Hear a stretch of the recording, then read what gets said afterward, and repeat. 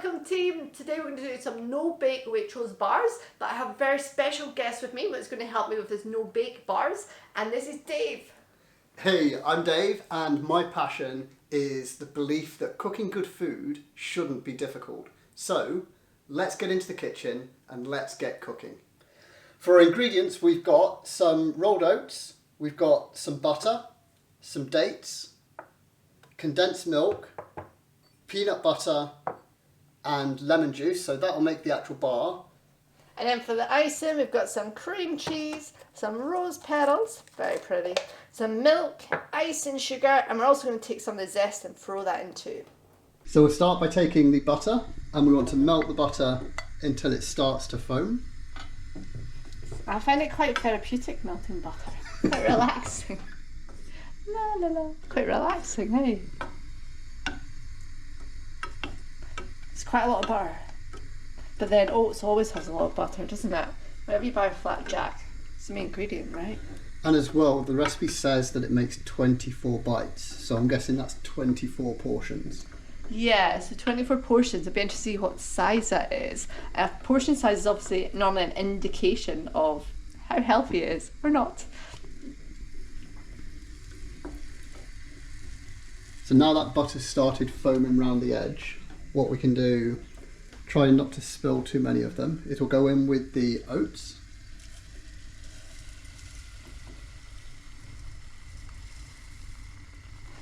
Check the skills on me, didn't spill any.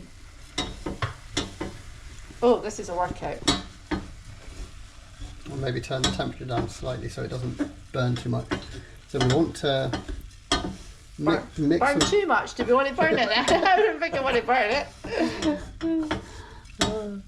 What were you saying? Sorry, David, I interrupted you. A little bit of caramelization is good. So we want to mix that so it says mix together. Oh my goodness. Yeah, this is your workout for the day. That's looking good though. I mean, there are a few wee dry ones, but I think in the main, it's definitely coming together. You can feel the difference, right? When you stir in it, you definitely feel the difference. Okay, and then the next thing that we need to put in there is the dates, which we need to chop up. Do you want to chop them or do you want me to do them? I can chop them, but do you need to keep stirring this? If we turn the gas off, that'll be okay for now, just to sit like that. So if you want to come across and if you want to chop the dates. Got a nice sharp knife. How big do you want it? So we want these to be like that? Yeah, maybe half of that. So like if you cut it lengthways and then do that. If that like sense. Squares you mean?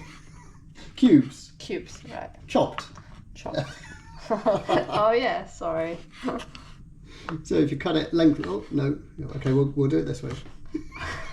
You can tell we're married, right?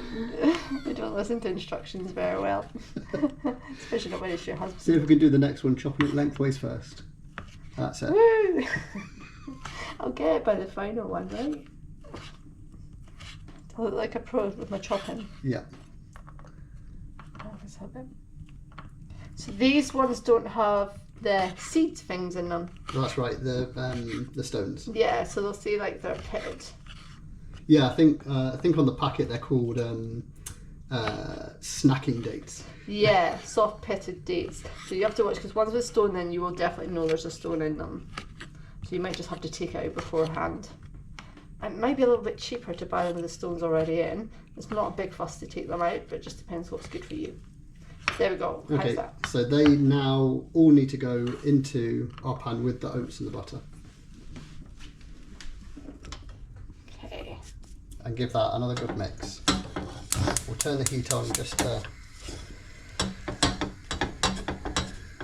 It's actually not that many dates. It doesn't feel like that many, and a sneaky little confession here.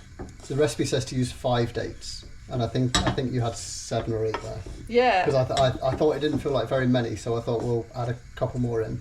Yeah, so let's add a couple more in, see if it gives us a bit more of a dairy vibe, right?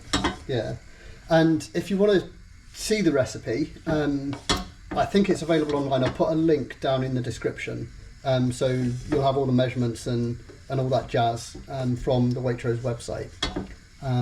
But like with with a lot of the cooking that I do, I rarely follow an actual recipe, and it's more using a recipe as a guide and then being intuitive with what feels right for you, for your taste and for what you want. So like I said, it felt like 5 dates didn't feel like very many, so we put a couple more in to bulk it out a bit with the dates there. But then Julie says, oh, that doesn't feel like very many, even though it's more than the recipe said. So yeah, I'll chuck more in. Can I say what's feeling intuitive as I'm done stirring this? Anything else we need to be doing next? okay, so my question for you, Julie, is are these oats now toasted? Oh, okay. Yeah, I mean they've got a golden colour to them, so yeah. Then we can move on to the next bit. We need the condensed milk. So a little bit of a Krypton factor for you here. Do you want to open the condensed milk? God, I don't know the last time I used a tin opener. Oh, actually, it's coming to me quite naturally. I'm impressed with myself being able to use a tin opener. Happy daisy. Oh no. Got a whole lid falling in thing happening. So you just put the lid on there if you want. Okay. And then we're going to want the lemon juice as well, but we need some of the zest set to the side for the topping. Okay. Now when you're zesting, so when you're zesting, you don't want to get the white bit, do you? That's like the mingy bitter bit. That's right. The white bit's the pith. So it's the pith that is bitter. It's the yellow bit, the skin, that has all those essential oils in, the beautiful lemony flavour. So don't take it down to, or take it down to the white part, but don't grate the white part if possible. So you kind of want to be skimming the top, is what you say. Yeah. Doesn't, I know it's all stuck in here, but it doesn't look like I've got much. So when we say, like the zest, is it the whole zest you want? Because I'm not being funny, I get bored zesting. I like the smell of it, but I'm about to give up. So how much do I need? How much zest do we want? So if we look at the recipe, I think the recipe says somewhere zest of all. Oh, okay. Cracking. We'll keep zesting then, right? So the zest is to sprinkle over the top as a garnish, really. So how lemony do you like it? If you think you've got enough, then like I said before, use your intuition as far as like how much lemon zest you think you need. Yeah, it's quite a juicy lemon, if that sounds right. So I think sprinkling over top is quite a wet ingredient.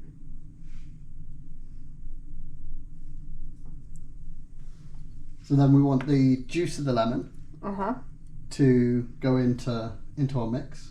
I'm not gonna lie, I'm still trying to get this lemon zest off me. It's precious. Okay. So do you know how to juice the lemon? Did you actually ask me if I know how to juice the lemon? That's golden. Alrighty. You ready? More muscle power.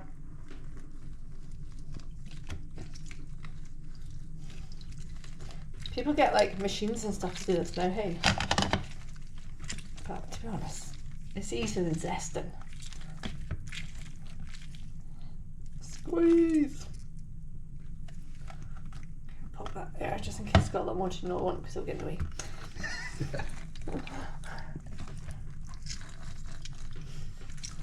These are juicy lemons. Maybe it's all the zesting I've done. Help to release the juice. Okay. So that'd be kind of true because as you're zesting, you'll break up some of that internal cell structure. So you'll burst some of the cells before you juice it. So for sure, zesting will help with juicing. Tell you what, it smells lemony fresh in here. Right, what do we do now, Steve? So now we want in our saucepan, we want the lemon juice. We want the condensed milk. Can't remember the last time I had condensed milk. And if you need a spoon, there's spoons up at the back. Don't know which device to go for. I'll try this one. Is it quite expensive, condensed milk? It depends what you consider expensive. I think that tin, which is it's the only size tin I think you get in the UK now. I think it was £2.95. Okay. So it does feel like for one ingredient that is quite a treat, shall we say? But again, we're making 24 portions. That's true. And where we live, there's so many artisan bakeries who will charge you now £4 for one kind of cake. Yes, some of them are in the big size, but still, yeah, you break it down. And the peanut butter as well. That Into here? Into here. Okay. Peanut butter into here. Now this is whole natural peanut butter, right? So you can tell the difference in the colour. So it's not like your big brands which are kind of like a light beigey colour. You can tell this is actually pure nuts. So when you are buying your peanut butter, it's better to go for one that's higher quality because you're genuinely getting a quality peanut butter opposed to lots of chemicals and oil. Okay. And now this wants to go onto the heat to melt it all down and mix it all together. Okay. Just want to make sure I get all that peanutty goodness. Get the heat on. Now, in terms of how hot, is this like to be a boil or? No, not necessarily boil. It's just to melt it all down, get the peanut butter and the condensed milk incorporated. Because what we're going to do is we're going to take this mixture and we're going to mix it into that mixture. Okay. So if you think the peanut butter's like quite solid and you need those oils to start to melt down in the peanut butter so that when we mix it through with the oats it's easier to mix and you won't end up with a clump of peanut butter in the middle of your bar. Makes sense, because I'll be honest, when you start mixing this it doesn't look the most appetizing. Just feedback for them. It's looking better now though, you can kind of see that.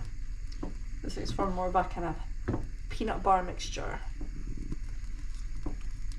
And how far do we take this? Just so that it's all combined. Okay. What you've got to remember is that you won't get rid of all the lumps because it is chunky peanut butter. Very true. Yeah.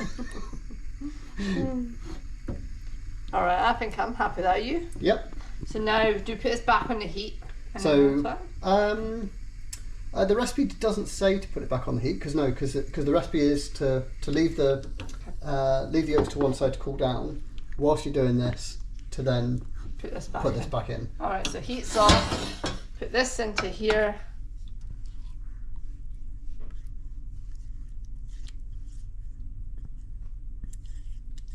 I mean, most cakes are kind of not the most exciting colours. But right now this is looking a bit beige. But I'm sure it'll taste good. Actually, Dave, did you want to lick the spoon and try it? Because you're doing a no bake, so you can actually lick it and try it. I can try that bit, yeah. How much would you Am I taking the big pan or the little pan? You're taking the little pan and that one, and then you can have a little try of the mixture while I have the workout.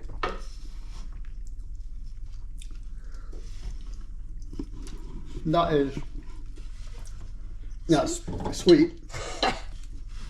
That is so sweet. But it's condensed milk, right? I was going to say, when's the last time I had condensed milk? Like I say, it's not a ingredient we really ever buy. It's sweet and peanutty. Okay, but the good thing is, right, I should have put my fitness tracker on for doing this.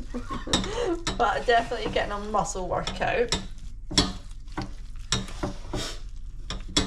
So this is going to be the base, right? So after we stir it all in, I imagine we just put it in the tray.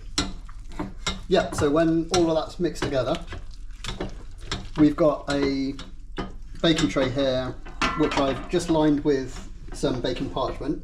So I've taken a piece of baking parchment, I've just folded the edges so that it's the right size, and then I've put it in so that we've got a lined tray, so that when the mix goes in and it cools down, fingers crossed, it shouldn't stick to the pan. Okay, about done. I just want to make sure it's all mixed down because I don't want to be the person responsible when somebody gets a bit that's really dry and not mixed in with any flavour. Alrighty, so the biceps I had to work out, the shoulder blade for sure, probably about the bingo wings triceps, so overall one arm is definitely stronger than it was before we started. Okay. Oh no, don't look at the dry bits, I think I mixed that well. Do you want to use the spoon just to like pat it out? Yep, so if you now pat it all out, get it as even as possible.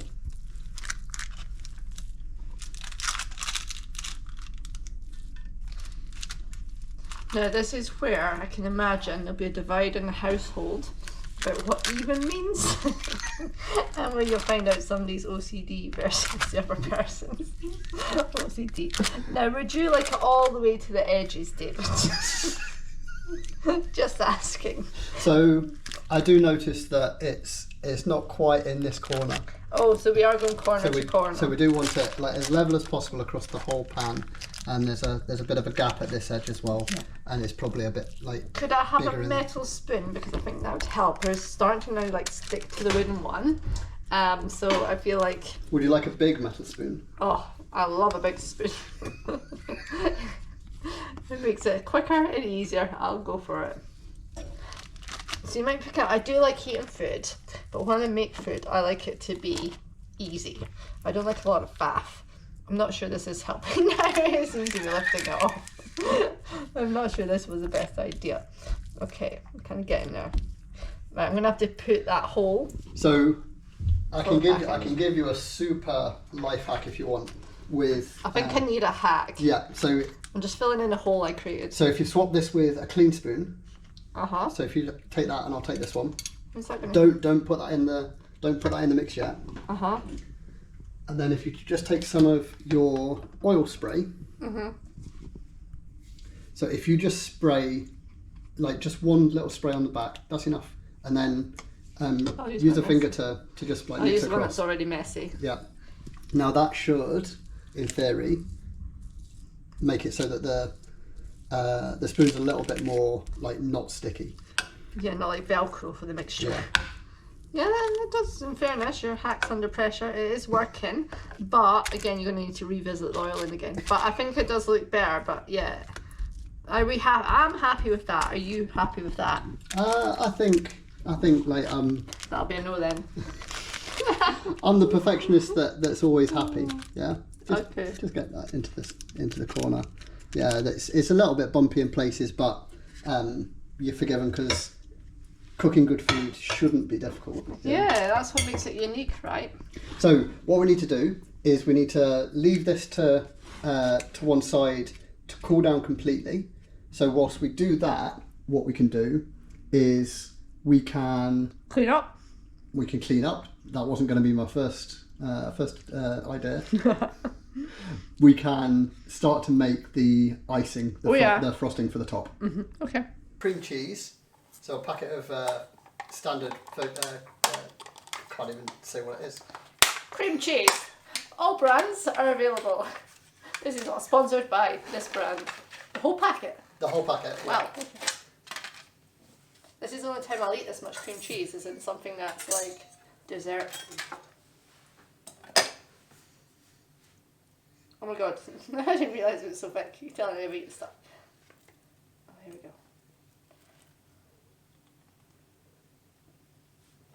Now, I don't know, is this a tub where you look out the leftovers or not?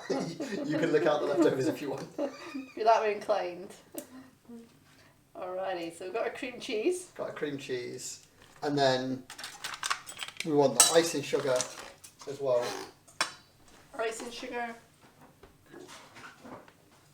Did you sieve it before, or just like as it comes? I've not sieved it. No, it doesn't say in the recipe to sieve it, so okay. We'll trust the recipe. And then it's just milk, yeah. And then milk as well. Yeah. What's that for? That's a bit random, is it not? So that's just to loosen it down a bit. So you said the cream cheese is quite thick. So what the milk does is it just loosens it down, so it's easy to mix, and it'll be easier to spread over the oats when we put it on.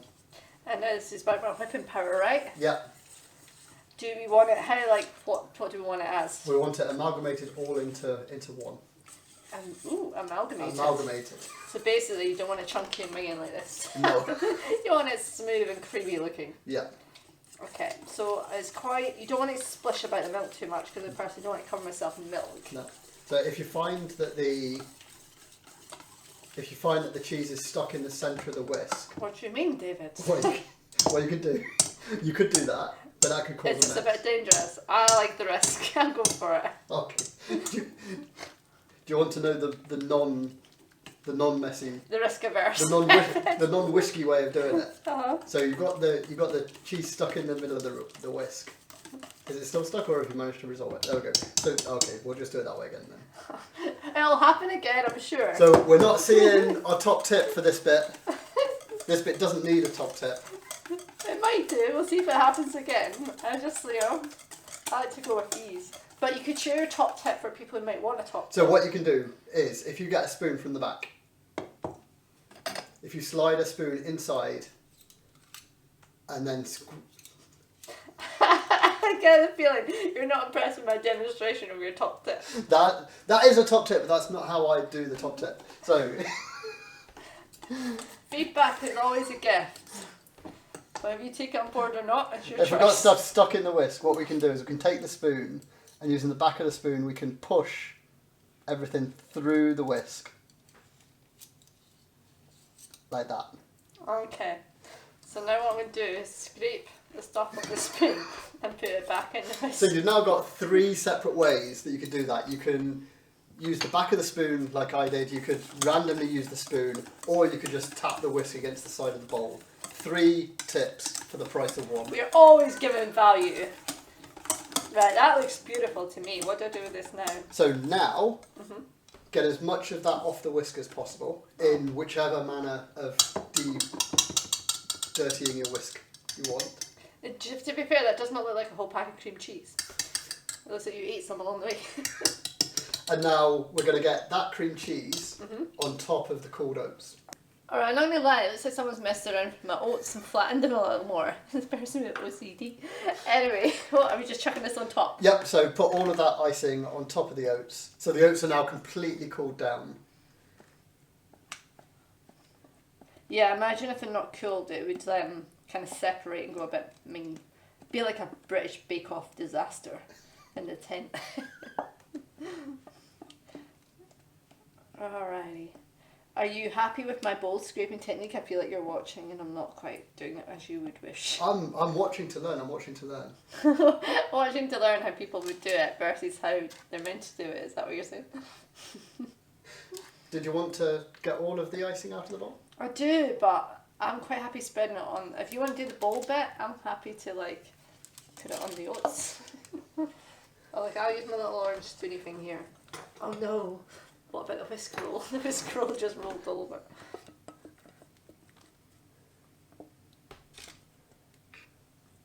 And at this point you can put some music on, relaxing. Okay, yeah, your spatula thing is better than this orange spoon thing. Thank you. Appreciate your help. Always welcomed. Never taken for granted. Okay. Okay, it doesn't seem like that much. It's quite it's less than I thought. It's literally like a skim, isn't it? Yep. It's like a skimming topping rather than it being a deep, icing. But to be fair, when you get some cakes and stuff that are just covered in really thick sweet icing, it can be off-putting too.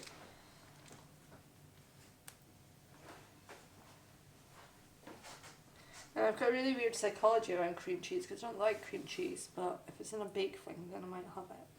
So this is going to be an interesting test. You might have a lot of this to eat. But that's what I think with recipes like this. It uses cream cheese, but it's not going to taste of cheese. Yeah, it's not going to be like eating a bag of cheese and onion crisps, or it's not going to be like a cheese sandwich. Yeah. Or a cheese toasty. Yeah. Okay.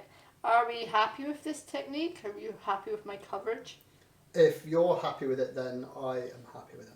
Yeah, I kind of feel it's better than Edinburgh Council's gritting technique, so yeah. A few potholes happening, but hey, we'll go with. Okay. So do you need a little towel for your fingers? I'm good actually. Okay. However, the worktop with the whisk rolled, not so much. That's a different story. So now, to decorate the top, Oh, and the fun bit. we'll take just some of the rose petals. These are completely optional. Take them as a sprinkle, that's it. And Oh, do you think these are quite strong? Because I was going to chuck them all in, but there's quite a lot. There's quite a lot. Are they quite strong in flavour? they are quite strong. If you have a little sniff of it. Yeah. Smells like Turkish delight mixed with grannies. But they do look pretty though. Yeah. I feel like I need a little more. If you don't like rose petals, then just drink more tea with it. Alright. And then the lemon zest. Again, sprinkle that the best you can. I was going to say, this is what I prepared earlier. Oh dear. I do like the smell of the lemon zest. It's quite wet. Is that something I did, or is it just how fresh or lemons are? But say oranges, lemons are. So that's a really good question, and I think what it comes down to is that our microplane isn't that sharp. So it's as we've zested it, it's kind of mushed it a little bit rather than create nice long, like strands almost of the. So we kind of grated it more than created strands. Yeah. But I think it's because they're fresh lemons too. Because you know what it's like when you got lemon liner on the side and it goes rock solid. Yeah, yeah. Oh, that smells nice. All right, is that us? That's it now done. Well done, but not ready. It needs to go in the fridge for 3 hours or overnight to fully set up before we cut it into 24 portions. So we've got 3 hours to spare. Did you want to go out for a walk? Yeah, it's blue skies, let's go for a walk, because 3 hours is a long time to be sitting at home watching the clock. So let's head outside and then we can have a reward when we get back home.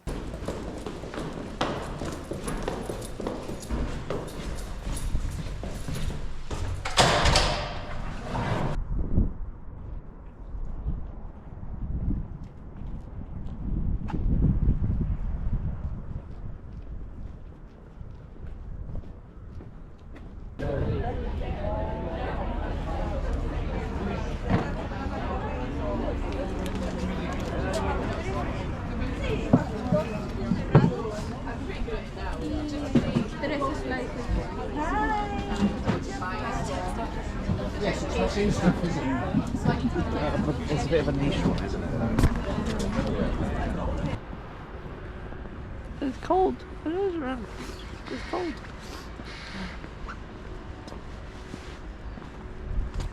What are you most looking forward to from these Waitrose no-bake breakfast bites? Oh, that's a hard one. Just something a bit different, I suppose. Something that's not too sweet. And you don't have one and you feel like rubbish after it. So maybe a bit of energy and something that's not too sweet. And do you think that they will be for breakfast, or No. do you think they're going to be too sweet? No, well, not even sweetness, but something that's got a tin of condensed milk in it. Also, I appreciate that we've broken down into portions, but at the same time, it's got a tin of condensed milk. So I would never suggest having anything for breakfast that has condensed milk in it. Yeah, I can't see that I'd be eating them for breakfast. I think I prefer a more savoury breakfast, like bacon and eggs. Well, my audience know what I'm going to say. Protein for breakfast, and there's a bit of protein in the cream cheese, but it's so minute that yeah, it's a carb, sugar-loaded breakfast. So a bit like having cereal ultimately. So no, I'd never recommend it. And I'm interested to see what one portion size is, because I can imagine when we cut it into 24, it's not going to be enough to sustain you to call it a breakfast. Okay, shall we get home and see if they're ready? Yeah, because I'm freezing. Yeah, it's cold. Let's get home.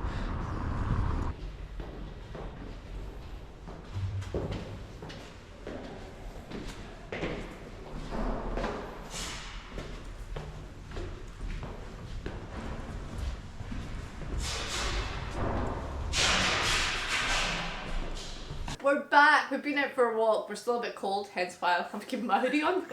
But it's time to get the no-bake breakfast bar out of the fridge, and Dave's going to cut it because I ain't doing that. 24 slices. I'll cut it to 6 or something.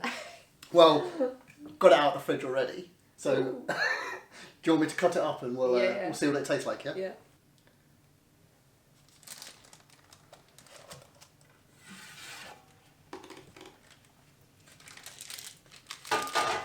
So this says that it does 24 portions, which is 6 times 4. So which way shall we cut it? Let's start with this way. We'll cut it in half, lengthways.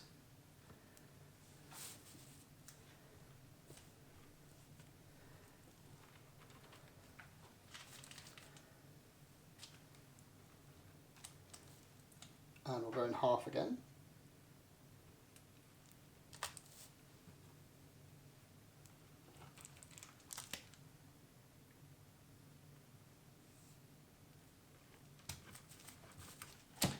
Feels quite chunky. Feels like a biscuit. Well, it kind of is like a flapjack, right? Yeah. And then how do we cut 6? 6 would be 2/3, so we can go in half.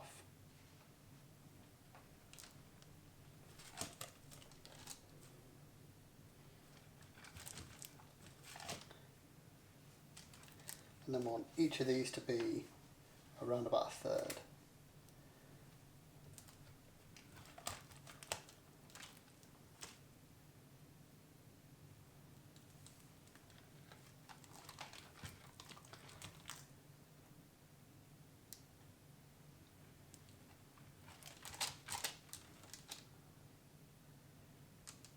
And with any luck, with the precision cutting and with the expert flattening of the base, Your wife flattening it out in the tree. each piece should be the same size and roughly the same weight. Get some of these onto a plate. Would you like an edge piece or a centre piece? I always like an edge. But that's based on it being baked, so this is no bake, so I'll go for centre. You want a centre piece? Now these will need to be kept in the fridge, right, because it's cream cheese.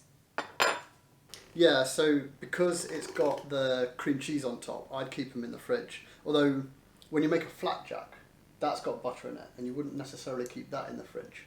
So. But that is not because they're store-bought ones, so they've got loads of other additives in them and stuff to keep them. Whereas homemade, you might. Would you keep homemade flapjack in the fridge? I don't know, I've never made it. Would you keep homemade flapjack in the fridge? Leave a comment below as to what you do with your homemade flapjack. So anyway, on with the no-bake breakfast bites. Mm-hmm. Seems like one of us has tried them already. How can they hang around when there's food on offer? And what do you think of them? Or should I let you finish? Mm-hmm. So, it's not as dry as a flapjack. I think this versus the Waitrose version, they've doubled their portion size for their photos, because you can see this is quite shallow. So a 1 portion is 1, and that's 193 calories. So it's quite high in sugar, quite high in calories. I would say tastes like cheesecake. Move. Oh, You're trying to say to me. So I think it tastes like cheesecake. But the nutrition perspective, this is not for your breakfast. Anything with condensed milk, 193 calories for 1 little square, that is not going to sustain you. So that's what they say a portion size is. It ain't going to sustain you all day. Yes, there's carbs in it. Yes, there's about 4.3 grams of protein in a little bit, so you could classify it as high in protein. But this 1 square isn't going to fulfill you for breakfast. So it's definitely something to have as a snack alongside your tea. But if you're having this for breakfast, you need to have words. Anything that's got condensed milk in it shouldn't be had for breakfast. But certainly as a treat, but 193 calories. So like anything in life, you're not going to make this every day. You're not going to live off it. So have it, enjoy it, but be aware if you're watching your weight how much of it you are having. No, cheesecake, totally get the cheesecake flavour. Mm-hmm. For me, I think it's got too much peanut butter in it. And I love peanut butter, but I think it's too much peanut buttery for me. I'd want to leave back on the peanut butter. I think us adding the extra dates hasn't made it too sweet. For me, they're a nice little snack. They're not, like you said, they're not an everyday item, but I've enjoyed making them. And they'll all get eaten. I know that. That's true. They'll get eaten, you get a workout whilst you're making them. And I would say they're a bit of an alternative to a dry flapjack or a cheesecake, so give them a go and let us know what you think. Remember, not for breakfast, but for a snack, you can certainly have them. Or if you've got friends coming around, and again, you don't want to get a big heavy chocolate cake or a dessert, or go wild on the biscuits, then these, you're not going to be able to eat a whole lot of them in one go, so they might help you with the portion control. So thanks for joining. Let me know if you like these, if you're going to give them a go. And remember, if you're not in the Healthy Wild Women group, head over to Facebook. It's a free community. Join me there, and I'll see you Healthy Wild Women.